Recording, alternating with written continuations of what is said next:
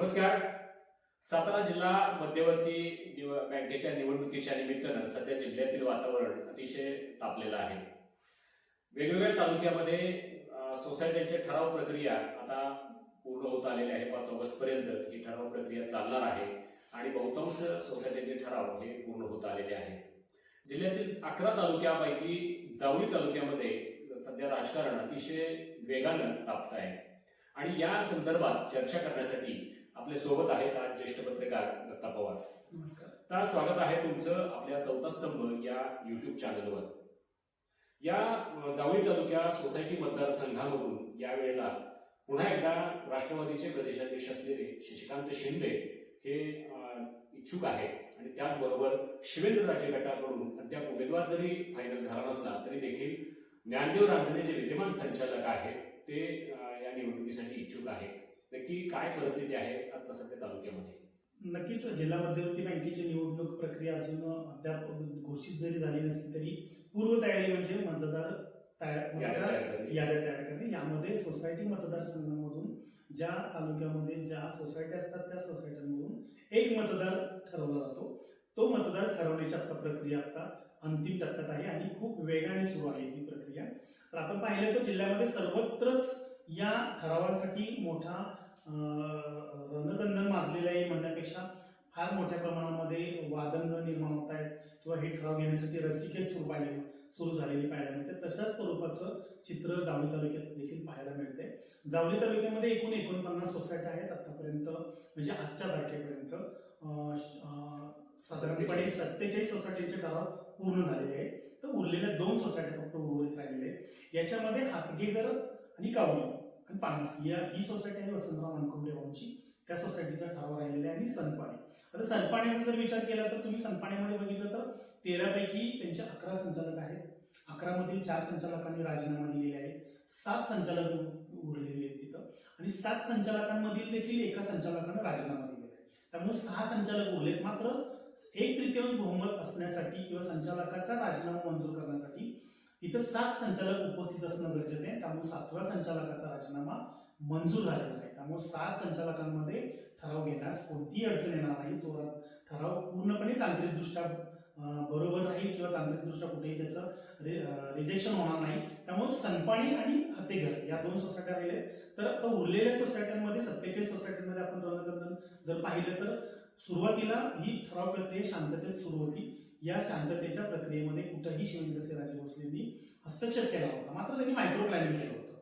Micro planning त्यांचं असं होतं की या सर्व सोसायटींचे ठराव कशा पद्धतीनं आपल्याला घेता येतील याची त्यांनी पूर्णपणे मोर्चे बांधणी 2 महिन्यांपूर्वीच केली होती. त्यानुसार प्रत्येक सोसायटीच्या ठरावाच्या दृष्टिकोनातून त्यांनी प्रत्येक नावावर एक कुठंतरी चर्चा केली होती आणि त्या चर्चेनुसार त्यांनी ते ठराव सुरू केले होते. तर सुरुवातीला वरोशीमध्ये त्या पद्धतीनं संघर्ष सुरू झाला. शशिकांत शिंदे जे राष्ट्रवादीचे प्रदेशाध्यक्ष आहेत, राज्याचं पक्षाचं नेतृत्व करतात, त्यांच्याकडून वरोशीमध्ये कुठेतरी पहिल्यांदा ते वरोशीच्या ठरावासाठी उतरल्यानंतर संघर्ष सुरू झाला. तो नंतर इंदोरीमध्ये पाहायला मिळाला. मग या सर्व प्रक्रियेमध्ये शशिकांत शिंदेनी मैदानात उतरल्यानंतर शिवेंद्रराजे भोसलेंना देखील आपल्या कार्यकर्त्यांसाठी आपल्या समर्थकांसाठी उतरावं लागलं आणि मग तेही उतरले मैदानामध्ये. त्यामुळे आपल्याला आलेवाडीमध्ये दिसला संघर्ष, त्याचबरोबर मेढा सेंटर सोसायटीमध्ये दिसला. आता मेढा सेंटर सोसायटीमध्ये ठराव घेताना तुम्ही पाहिलं तर मेढा सेंटर सोसायटीची निवडणूक ही 12-1 झाली होती. म्हणजे 12 संचालक हे माजी आमदार सदाशिव सपकाळ आणि अमित कदम यांच्या एकत्रित पाण्याचे आले होते. तर एकच संचालक केवळ रामदास वांगडे जे आहेत ते एकच संचालक फक्त राजे समर्थक म्हणून निवडून आले होते. मात्र मधल्या दरम्यानच्या 3 वर्षांच्या टप्प्यामध्ये ज्ञानदेव रांजणेंनी पूर्ण संचालक बॉडी आपल्याबरोबर आणली आणि तिथं ठराव घेण्यासाठी ते पुढे आले. त्यामुळे तो ठराव झाला. मात्र अशाच पद्धतीनं त्यांनी प्रत्येक सोसायटीमध्ये मायक्रो प्लॅनिंग केलं होतं. सोसायटीच्या पंचवार्षिक निवडणुकीमध्ये त्यांनी पूर्णपणे त्यांच्या समर्थकांना, शिवेंद्रराजे समर्थकांना ताकद दिली होती. त्यामुळे त्यांचं प्लॅनिंग खूप मोठ्या प्रमाणामध्ये आणि फार वर्षांपासून सुरू आहे. त्यामुळे हे ठराव प्रक्रिया ते शांततेतच पार पडणार होते. मात्र पर्यायानं हा वादंग सुरू झाला तो इंदोरी आणि वरोशीमधून आणि मग तो आखाडेपर्यंत आला. आखाडे गावामध्ये शशिकांत शिंदे समर्थकांमध्ये आणि शिवेंद्रराजे समर्थकांमध्ये जो वादंग आपल्याला पाहायला मिळाला तो वादंग नित्याचा म्हणजे तो घडणारच होता. त्याच्यासाठीचं जे काही अगोदर जी आपल्या समोर जी चित्र दिसत होती की तिथं वाद का घडणार, तर एक संचालक अधिकचा शशिकांत शिंदेच्या गटाकडे होता आणि तो फोडण्यासाठी शिवेंद्रराजे समर्थकांनी पूर्णपणे मोर्चेबंदी केली होती आणि शिंदेच्याच गावामध्ये आखाड्यामध्ये आपण तो ठराव घ्यायचाच असा चंद्र शिवेंद्रराजेंनी बांधल्यामुळं ते पूर्ण बंदोबस्ताने त्या मैदानात उतरले होते, आखाड्यामध्ये आले होते आणि एकीकडून शशिकांत शिंदेचे समर्थक तिथे एकमेकांना भेटले. परंतु यामध्ये नेमकं भिडले असले तरी देखील विजय कोणाचा झाला तर शिवेंद्रराजे भोसले यांचा झाला. मंत्री शिवेंद्रराजे भोसले यांचा झाला, कारण त्यांनी उषा शिंदेच्या माध्यमातून तो ठराव घेतला. आता हा ठराव घेताना त्यांना फार संघर्ष करावा लागला तर हो करावा लागला, परंतु तो संघर्ष का करावा लागला तर राजकारणामध्ये आपल्याला एखादी गोष्ट मिळवायची असेल तर ती त्या टोकावर जायचं असेल तरी ती तयारी घ्यावी लागणार आणि त्यामुळे आपल्याला कालचा संघर्ष पाहायला मिळाला. एकंदरीतच या 49 पैकी 47 सोसायट्यांमध्ये अंतिम टप्प्यामध्ये संघर्ष जास्त विकोपाला गेलेला पाहायला मिळाला. सहलीवर तर दोन्ही बाजूंनी संचालक पाठवले होते, तरी देखील हा संघर्ष वाढण्याची कारणं हीच आहेत की शशिकांत शिंदे मैदानात उतरल्यामुळे शिवेंद्रराजे भोसलेंना स्वतः मैदानात उतरावं लागलं. का तर कार्यकर्त्यांसाठी, आपल्या समर्थकांसाठी, आपल्या ठरावांसाठी उतरावं लागलं. हेच त्याच्यातलं एक गणित आहे, राजकीय गणित आहे की त्याच्यामध्ये आपण याच पद्धतीने बघू शकतो की सोसायटीचे ठराव का वादापर्यंत पोहोचले तर त्याला ही किनार आहे. बरोबर आहे. गत पंचवार्षिकच्या निवडणुकीमध्ये शशिकांत शिंदेचा केवळ एका मताने जिल्हा बँकेसाठी पराभव झाला आणि त्यानंतर यावेळेस मात्र मागचा सगळा गाफीलपणा विसरून शशिकांत शिंदे अतिशय रणनीतीनं या निवडणुकीत उतरलेले आपल्याला पाहायला मिळतात. तर दुसऱ्या बाजूला मंत्री शिवेंद्रसिंहराजे भोसले यांनी देखील सूक्ष्म असं प्लॅनिंग केलेलं दिसतंय आपल्याला. अगदी ठराव कुणाचा व्हावा इथपासून त्यांचं प्लॅनिंग आहे. यापूर्वी जे ठराव विद्यमान संचालकांचे व्हायचे किंवा चेअरमनचे व्हायचे असं न करता आपल्या मर्जीतील जबाबदार पदाधिकाऱ्यांच्यावरच त्यांनी ही जबाबदारी टाकलेली आहे. आणि उदाहरण द्यायचं झालं तर कुडाळचा ठराव हा सौ शिंदेच्या माध्यमातून त्यांनी घेतला. त्याच पद्धतीनं सोमर्णीचा ठराव आणि भाजपचे जे मंडल अध्यक्ष आहेत संदीप परांगणे यांच्या नावाचा करून घेतला. या पाठीमागे नक्की काय कारण असते? नक्कीच आपण पण बातम्या करत असताना आपण पाहिले की पदाधिकाऱ्यांचे ठराव जास्त मोठ्या प्रमाणामध्ये बऱ्याच ठिकाणी झालेले पाहायला मिळतात. म्हणजे अनेक सोसायट्यांमध्ये तर तज्ज्ञ संचालक पदाधिकारी आहेत पक्षाचा आणि त्याचा ठराव झाला. म्हणजे थोडक्यात संदीप परांगणे जे मंडल अध्यक्ष आहेत भाजपचे ते सोमवर्णी सोसायटीचे तज्ज्ञ संचालक आहेत, तरी देखील त्यांचा ठराव झालाय. हे ठराव घेण्यापाठीमागचा एकच उद्देश आहे की मागच्या पंचवार्षिक निवडणुकीमध्ये सहलीवर 1.5 महिना सहलीवर पाठवावं लागलं मतदारांना आणि मग हा संघर्ष वाढतो. निवडणूक ऐन टप्प्यात आल्यानंतर हा संघर्ष वाढतो. कुठंतरी एकमेकांमध्ये नातेसंबंध गुंतलेले असतात, यामुळे सुद्धा तो संघर्ष वेगळ्या भावनिक मुद्द्यावर जातो. तर ती कोणती परीक्षा चुकीच्या पद्धतीचं राजकारण घडू नये याची खबरदारी मंत्री शिवेंद्रसिंहराजे भोसले यांनी या पंचवार्षिक निवडणुकीमध्ये ठराव घेतानाच केलेली दिसते. त्याच्यामुळेच हा आपल्याला दिसतो की एकीकडं सोनगावमध्ये जयदीप शिंदे हे ठराव घेतले, स्वतःचा ठराव घेतात. सौरभ शिंदेनी स्वतःचा ठराव घेतला. तर मायगाव मोरगावमध्ये जयश्री गिरींच्या नावे ठराव झालेला आहे. तसंच संदीप परांगणे असतील. हे ठराव पदाधिकारी असेल आपला तर त्याच्यावर आपल्याला कोणतीही अडचण निर्माण होणार नाही किंवा रिस्क तयार होणार नाही किंवा त्या पदाधिकाऱ्याला तो पदाधिकारी मतदार आपला ठाम ठेवतोय. कोणत्याही प्रलोभनाला किंवा कोणत्याही कुठल्या इतर राजकीय प्रलोभनाला तो बळी न पडता आपल्या पक्षाबरोबर राहील, आपल्या समर्थक उमेदवाराबरोबर राहील. या पद्धतीनं ती व्यूहरचना शिवेंद्रसिंहराजे भोसले यांनी आखल्यामुळं कदाचित आपल्याला असं चित्र दिसतं की पदाधिकाऱ्यांवर ही जबाबदारी टाकलेली दिसते. याच्यामध्ये आपण जर पाहिलं तर आणेवाडी विकास सेवा सोसायटीचा आतापर्यंतचा इतिहास आहे की सोसायटीचा जो चेअरमन आहे विद्यमान त्याच्या नावे ठराव होतो. मागे पंचवार्षिक निवडणुकीमध्ये दादा पाटील, जे राजेंद्र पाटील व्हाईस चेअरमन होते त्यावेळेस स्पर्धा कारखान्याचे, त्यांच्या नावे ठराव झाला होता. मात्र यावेळेला दादा पाटील म्हणजे राजेंद्र पाटील हे तज्ज्ञ संचालक आहेत आणि तज्ज्ञ संचालकाच्या नावे हा ठराव झालेला आहे. म्हणजे अशा परिस्थितीत अशी पदाधिकारी देण्यापाठीमागचं माझ्या म्हणण्यापेक्षा राजकीय कार्यकर्त्यांमधून भाजपची अशी चर्चा आहे की हे ठराव देण्यापाठीमागं, पदाधिकारीच नेमण्यापाठीमागं हेच राजकारण असू शकतं की यांच्याकडून कोणतेही प्रलोभनालाही बळी पडणार नाहीत आणि पक्षाची भविष्यात दगाफटका होणार नाही आणि विश्वासू लोक आपल्या बरोबर आपल्यासोबत ठेवता येतील शेवटपर्यंत ठराव घेतलेले आहेत. तर या जिल्हा परिषद पंचायत समिती निवडणुकीची पार्श्वभूमी देखील या जिल्हा बँकेच्या निवडणुकीला आहे असं दिसतंय. जावळी पंचायत समितीच्या सभापती निवडीच्या वेळेला दोघांच्याकडे समसमान बलाबल असताना राष्ट्रवादी काँग्रेस पक्षाच्या एकमेव सदस्य असलेल्या शिल्पा शिंदे या तटस्थ राहिल्या आणि जेणेकरून भाजपचे सभापती उपसभापती निवड झाली. तर या तटस्थ राहण्यापाठीमागं भविष्यात आपल्याला जिल्हा बँकेसाठी इथून मदत होईल या भावनेतून शिंदे साहेबांनी त्यावेळेला मदत केली होती का, हा एक मुद्दा. आणि दुसरा असा मुद्दा आहे की कार्यकर्त्यांच्या मध्ये अशी चर्चा आहे की या तटस्थ राहण्या पाठीमागं शशिकांत शिंदे साहेबांना एक शब्द जिल्हा बँकेसाठी मिळाला होता. यात कितपत तथ्य आहे? नक्कीच पंचायत समिती सभापतीचं जर तुम्ही राजकीय बलाबल बघितलं तर 3-3 होतं की जे शशिकांत शिंदे राष्ट्रवादी शरद पवार गट आणि शिवसेना एकनाथ शिंदे गट एकत्र येऊन निवडणूक लढवला होता.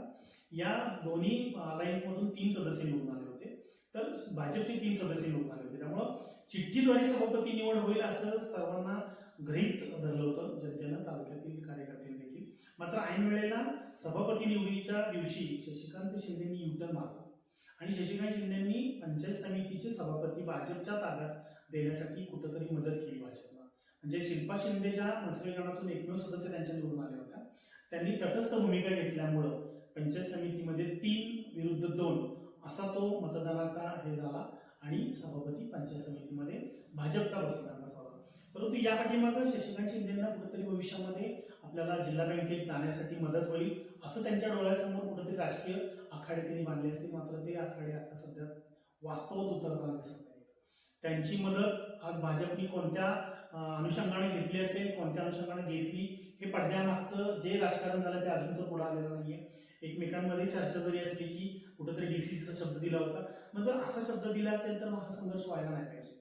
ठराव घेतानाचा शांततेत सगळे ठराव व्हायला पाहिजे होते. नंतर तो शब्द पूर्ण करायचा आहे नाही करायचा यावर विचार झाला असता. मात्र सुरुवातीलाच जर डीसीसी बँकेच्या जिल्हा बँकेच्या निवडणुकीच्या प्रक्रियेमधील ठराव घेतानाचा जो संघर्ष आपण बघतोय, तर त्या संघर्षाच्या दृष्टिकोनातून आपण असं म्हणू शकतो किंवा असंच राजकीय चित्र आहे की असा कोणताही शब्द दिला गेला असावा. आणि मग पंचायत समिती सभापतीमध्ये मदत करून देखील शशिकांत शिंदेंना आता राज्याचं नेतृत्व करत असलेले एका पक्षाचं नेतृत्व करत असताना देखील तालुक्यामध्ये सोसायट्यांचे ठराव घेताना संघर्ष करावा लागतो. निश्चितच शशिकांत शिंदेंना स्वतःच्या तालुक्यामध्ये संघर्ष करावा लागतोय. या निमित्तानं एक गोष्ट या ठिकाणी जाणवते की यापूर्वी देखील शशिकांत शिंदे जेव्हा 99ला या ठिकाणी आमदार झाले त्यावेळेला सुद्धा त्यांनी 10 वर्ष जवळपास वसंतराव मानकोमरे आणि सदाशिव सपकाळ माजी आमदार यांच्याशी संघर्ष केला. नंतरच्या काळात जरी ते कोरेगावला गेले तरी देखील शिवेंद्रराजे आणि शशिकांत शिंदे हा सुप्त संघर्ष चालूच होता. गेल्या पंचवार्षिकच्या जिल्हा बँकेच्या निवडणुकीच्या निमित्तानं हा संघर्ष पुन्हा एकदा उफाळून आला आणि यावेळेला या संघर्षाने आणखी जोर धरलेला आहे. भविष्यात 2029ला जी पुनर्रचनेनंतर मतदारसंघ बदलणार आहे आणि त्या बदलाची आणि त्यानंतर येणाऱ्या निवडणुकीची विधानसभेची जी निवडणूक येणार आहे त्या बदलाची ही संघर्षाची ही नांदी म्हणावी का? नक्कीच बघा, राजकारण करायचं तर कार्यकर्ते आपल्यासोबत असणं गरजेचं असतं. कार्यकर्त्यांचं बळ, कार्यकर्त्यांचा गट आपल्यासोबत असणं गरजेचं असतं. असं प्रत्येक नेत्याचं एक राजकीय व्यूहरचना असते आपले स्वतःचं राजकारण करत असताना. त्याच्यामुळं 2029ला सातारा जावळी मतदारसंघाची पुनर्रचना होऊ घातलेली आहे. त्यामुळं होऊ घातलेल्या नवीन मतदारसंघामध्ये जावळीमध्ये आपल्याला विरोधक नसावा ही कोणत्याही नेत्याला साहजिक वाटण्यासारखी गोष्ट आहे. आणि त्याही दृष्टिकोनातून आपण बघू शकतो. परंतु कार्यकर्त्यांना जर ताकद दिली तर कार्यकर्ते आपल्याबरोबर ताकदीने राहतात. हा एक राजकारणातलं एक सूत्र असतं. हे सूत्र कुठंतरी प्रत्यक्षात उतरताना आज भाजपकडे दिसत आहे. मंत्री शिवेंद्रसिंह राजे भोसले हे कार्यकर्त्यांना फार मोठ्या प्रमाणामध्ये बळ देतात. म्हणजे तुम्ही जर पाहिलं तर गेल्या 10 वर्षांमध्ये मंत्री शिवेंद्रसिंह राजे भोसले यांनी जावळी तालुक्यातील अनेक युवकांना बँकेमध्ये संधी दिली. त्यामुळं आज त्यांच्या पाठीमागं खूप मोठी ताकद निर्माण झालेली आहे. मग बँक निवडणूक असू द्या किंवा तुमची विधानसभेची निवडणूक पुढची येऊ द्या, या निवडणुकांमध्ये त्यांच्या पाठीमागं कार्यकर्त्यांचं एक मोठं जाळं तयार झालेलं आहे. पर्यायानं शशिकांत शिंदेकडे ते जाळं फारसं दुसरं दिसतंय. म्हणजे शशिकांत शिंदेच्याकडं जेव्हा बँकेचं प्रतिनिधित्व ते करत होते जावळी तालुक्यातून आणि मतदारसंघ त्यांचा होता कोरेगाव, त्यामुळे ते दोन्ही तालुक्यांमध्ये समन्वय साधण्याचा प्रयत्न करत होता. पर्यायी जावळी तालुक्याला झुकतं मग त्यांच्याकडून मिळत होतं, तर कोरेगावमधील युवकांना अधिकची संधी त्यांच्याकडून मिळत होती. त्याच्यामुळं आज त्यांच्याकडे कार्यकर्त्यांचं बळ कमी असण्याचं कारण ते असू शकतं. तर माझ्या दृष्टिकोनातून आज युवकांना संधी दिली गेली तर तो युवक आपल्याबरोबर ठाम राहतो. त्याच्यामुळं आज शिवेंद्रसिंह राजे भोसले यांची ताकद वाढलेली पाहायला मिळते आणि ही ताकद कुठेतरी 2029ला त्यांना पुन्हा एकदा स्वतःला मजबूत करण्यासाठी स्वतःसोबत घ्यायची आहे. त्यामुळे त्यांनी जिल्हा बँकेच्या निवडणुकीमध्ये सुद्धा आपल्या समोर विरोधक नसावा या पद्धतीची व्यूहरचना आखलेली दिसते आणि त्यामुळेच हा संघर्ष ठराव घेताना आपल्याला पाहायला मिळतोय. आता यामध्ये बघा तुम्ही ठरावाच्या प्रक्रियेमध्ये 49 सोसायट्या असताना देखील एवढ्या मोठ्या प्रमाणामध्ये संघर्ष करावा लागत असेल तर त्यांनी त्यांची राजकीय भूमिका ठरवलेली आहे. भाजपच्या किंवा मंत्री शिवेंद्रसिंह राजे भोसले यांनी आपली राजकीय भूमिका ठरवलेली. आता ठरवायची भूमिका शशिकांत शिंदे यांना. शशिकांत शिंदे यांना प्रदेशाध्यक्ष पदावर असताना जिल्हा बँकेच्या माध्यमातून जावळी तालुक्यातून उतरायचं असेल तर अपेक्षित मतदारांचा किंवा अपेक्षित मतदान आपल्याकडं ठेवावं लागणार आहे आणि ते माझ्या दृष्टिकोनातून दिसत नाहीये. 47 ठरावापैकी जेमतेम 11 ते 12 ठराव हे कुठंतरी शशिकांत शिंदेच्या बाजूने झुकलेले पाहायला मिळतात किंवा त्यांच्या समर्थकांचे आलेले पाहायला मिळतात. त्याच्यामध्ये करशे वारंवारीचा ठराव असेल, विठ्ठल गोळ्यांचा, हे असे काही मोजके ठराव आहेत की ते ठराव त्यांच्याबरोबर आहेत. मात्र भाजपकडे ठराव मोठ्या प्रमाणामध्ये आहेत. त्यामुळे प्रदेशाध्यक्ष पदावर असताना जिल्हा बँक लढवायची असेल तर ताकदीने लढवावी लागेल त्यांना. अन्यथा पुन्हा एकदा त्यांना कुठेतरी मागच्या पंचवार्षिक निवडणुकीसारखी अटीतटीची निवडणूक होती, परंतु यावेळी तितकी सोपी निवडणूक त्यांना राहणार नाही.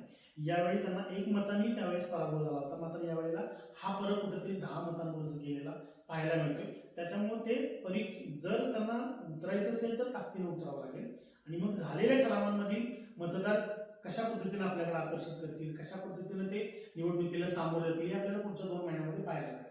मात्र आता तर भाजपचं पारडं मजबूत आहे, पारडं जड आहे आणि भाजप खूप मायक्रो प्लॅनिंगनी मंत्री शिवेंद्रसिंह राजे भोसले यांच्या नेतृत्वाखाली येथील कार्यकर्ते असतील, मग सौरभ शिंदे असतील, जयदीप शिंदे असतील, अगदी सागर गणावडे असतील, संदीप पारांणे असतील, वसंतराव वानखुंबे भावांचे इथं मार्गदर्शन मोठ्या प्रमाणामध्ये कार्यकर्त्यांना मिळतं. त्याच्यामुळं एकंदरीत तुम्ही घोटेकर राजनीतीचा जरी ठराव बघितला तरी उपसभापती गोरख माडिक यांनी आपल्या विचारांचा करून घेतला. आज सौरभ शिंदेनी स्वतःचा ठराव करून घेतला. यावर सौरभ शिंदे यांनी स्वतःचे 4 ठराव करून घेतले. म्हणजे लालसिंगराव पतसंस्थेचा ठराव सुद्धा त्यांच्या नावाचा आहे, कारखाना प्रतापगड कारखान्याचा ठराव त्यांच्या नावाचा आहे, त्याच्यानंतर कुडाळ सोसायटीचा ठराव त्यांच्या नावाचा आहे, म्हणजे खरेदी विक्री संघाचा ठराव त्यांनी स्वतःच घेतलेला आहे. त्यामुळे एक राजकीय मजबूत होण्यासाठी या नवीन जे उमद्या नेतृत्वांना ते बाबा महाराजांच्या नेतृत्वात संधी मिळते तर त्या संधीचं ते सोनं करू पाहतात. त्यामुळं कुठंतरी ते ताकदीनं भाजप आणि शिवेंद्रसिंह राजे भोसले यांच्या पाठीशी उभे राहताना दिसतात आणि ती ताकद त्यांना शिवेंद्रसिंह राजे भोसले सुद्धा मोठ्या प्रमाणामध्ये देत आहेत. त्याच्यामुळे ह्या सगळ्या राजकीय नेत्यांचा परिपक्व असाच आहे की प्रदेशाध्यक्षांनी आता कुठं नेमकं काय करावं राजकारणामध्ये किंवा DCC बँकेमध्ये उतरावं की न उतरावं यावर कुठेतरी प्रश्नचिन्ह निर्माण झालेले. आणि पुढच्या 2 महिन्यामध्ये जर वेगळी समीकरणं बदलली आणि वेगळ्या पद्धतीने जर राजकारण बदलत गेलं तर हे आपल्याला आता सांगू शकणार नाही, परंतु राजकारणामध्ये आज घडलेली घटना उद्या वेगळ्या पद्धतीने आपल्याला बघायला मिळते. तशा पद्धतीने आपल्याला वेगळं चित्र पण पाहायला मिळेल. त्यासाठी आपल्याला थांबावं लागणार 2 महिन्यासाठी. नक्कीच 10 वर्षा पाठीमागे जर आपण बघितलं तर जिल्हा बँकेची निवडणूक ही फक्त त्या जिल्हा बँकेचे मतदार असतील, ज्येष्ठ काही नेते मंडळी असतील आणि पत्रकार मंडळी यांच्यापुरतीच मर्यादित असायची. परंतु मागच्या पंचवार्षिक पासून ही निवडणूक अतिशय वाडी वस्तीमध्ये पोहोचलेली आहे आणि प्रचंड असा संघर्ष निदान जावळी तालुक्यामध्ये तरी या निवडणुकीच्या निमित्तानं पाहायला मिळतोय. तर हा बदलत्या राजकारणाचा ट्रेंड म्हणावा का? राजकारण संघर्ष, आता राजकारणामध्ये संघर्ष अटळ आहे. संघर्षाशिवाय राजकारणामध्ये कोणतीही उंची गाठता येणार नाही. त्यामुळे राजकारणाची समीकरण आता नवीन बदललेली आहे. त्यामुळे युवकांनी ज्या लोकांना संघर्ष करायचा आहे तोच राजकारणामध्ये टिकू शकतो आणि या संघर्षाची व्याख्याच आता बदलत जाणार आहे. राजकारणातून प्रथम तर तुम्हाला संघर्षाशिवाय काही राजकारणामध्ये मिळणार नाही. त्यामुळे संघर्ष हा अटळ आहे आणि संघर्षाच्या पुढे गेल्यानंतर राजकारणामध्ये संधी आहे. त्यामुळे राजकारणात संधी मिळवायची असेल तर संघर्ष प्रत्येकाला करावा लागणार आहे. तुम्ही स्वतः जर तुमच्या सोसायटीचा गावच्या सोसायटीमध्ये संचालक असाल आणि तुम्हाला जर तुमच्या स्वतःच्या नावाचा ठराव घ्यायचा असेल तर तुम्हाला 12 संचालकांच्या विरुद्ध संघर्षच करावा लागतो. म्हणजे संघर्ष केल्याशिवाय तुमचा ठराव होऊ शकत नाही. म्हणजे संघर्ष ही पहिली पायरी आहे झालेली आहे आता. त्याच्यानंतर मग या पाठीमागे बँकेच्या निवडणुकीच्या पाठीमागे मोठं अर्थकारण जोडलेलं असतं. या अर्थकारणाकडे बघण्याचा दृष्टिकोन लोकांचा बदलत चालला आहे. त्यामुळे हा विस्तृत स्वरूपामध्ये ही निवडणूक आता लोकांपर्यंत पोहोचण्याचं कारण एकमेव तेच आहे की संघर्ष, अर्थकारण या सर्व गोष्टी जोडलेल्यामुळं बँकेची निवडणूक ही तळागाळातल्या लोकांपर्यंत आता पोहोचलेली आहे. नक्कीच या निमित्तानं जावळीतलं राजकारण अतिशय ढवळून निघालेलं आहे. शांत संयमी अशी जावळीची ओळख असलेली आज जावळीतलं राजकारण हे अतिशय संघर्षाच्या वळणावर येऊन ठेवलेलं आहे. भविष्यात या राजकारणाचे काय काय पैलू आपल्याला पाहायला मिळतात येणारा काळ आपल्याला दिसेलच. परंतु तुम्हाला याबाबत नक्की काय वाटतं ते आम्हाला कमेंट करून जरूर कळवा. धन्यवाद.